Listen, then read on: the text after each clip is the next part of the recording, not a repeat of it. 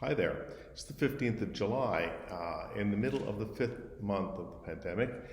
And as normal, this Wednesday video is intended to keep you informed as to what's happening around Holy Comforter Parish and invite you to continue your faithful partnership. Isolation has not been easy on any of us.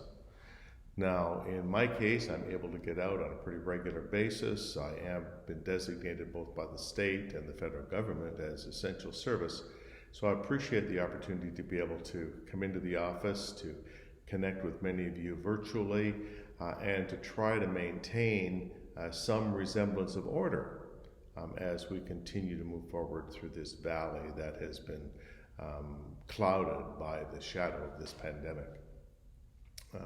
And these Wednesday videos, I hope, are an attempt to encourage you in the same way to keep on keeping on. I'm not sure how many of you participate in our in our Sunday liturgies. We have a number of international folk who join us every Sunday morning at 10:30. Yet we've been surprised at the number of our own congregation who have been doing that. So if you haven't yet joined us on a Sunday morning at 10:30, I want to encourage you to do that. The service is not quite as long as it is when you're a gathered community, but it is an opportunity for you to virtually participate in the liturgy and in communion. And it has been our experience from the reports of many of you that you've experienced the presence of Christ even in your isolation. And we just want to encourage you to that end. Now, this video is being recorded in the narthex, and I decided to do that this week because the narthex is one of the rooms in our facility that has undergone some major renovation while you've been away. Some new signage, as you see above my shoulder. The whole room has been painted and cleaned up. And if you look back in this area, that is a TV. And there's another one on the other end of the facility that not only live streams the service into the narthex, but it will serve when school is back in session and parents are here regularly to be a way to make announcements to the community so that they are aware of what's happening here. We've done some work on the portables, particularly the children's education centers had to have a new air conditioning unit added. The kitchen in the parish hall has undergone some serious and necessary work, as well as some plumbing repairs. And all of this has set back our building fund substantially.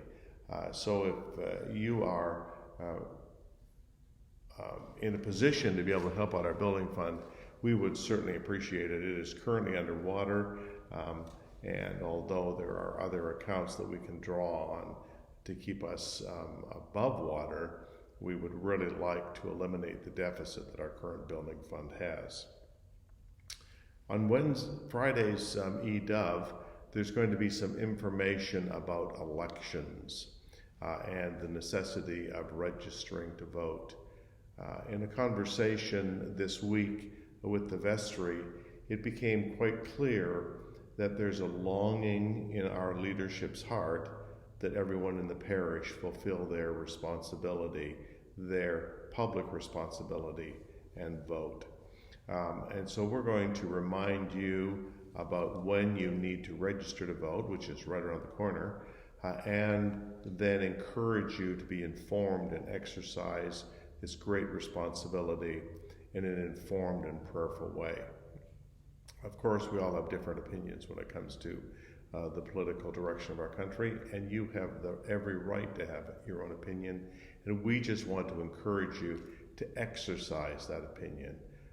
Sadly, in this country, far less than 50% of the people exercise this option, and we want to encourage you to do that. So we're going to include some information in our next eDove as to what you need to do and where you need to go. We want to encourage you to do that. Lastly, I just want to introduce you to a new addition to our parish. Our Creation Care Committee not only does work around our own church, but does some work at the interdenominational level, so they're working with other parishes, and members of this committee came to me a few months ago and said, all the other churches have t-shirts or hats that remind them others of where they're from. So we've had some hats and sun visors made with the logo that John LaCastro designed. He modified it a little bit, but it's a great hat and a great sun visor. If you are interested in these, we're not looking to make a profit. We're selling them for $15 a piece. You can just come into the church office, and while supplies last, you're welcome to have 1 or 2 or 20, however many you like. This is just a way to be encouraging community outside of community. We need you to know that we miss you, and we hope you miss us.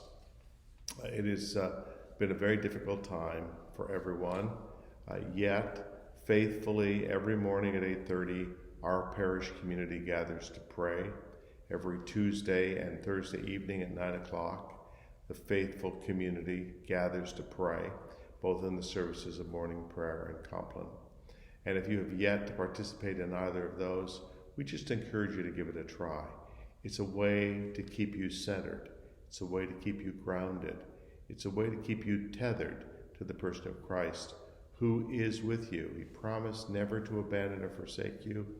And this is one of our ways of helping you be reminded of this great truth.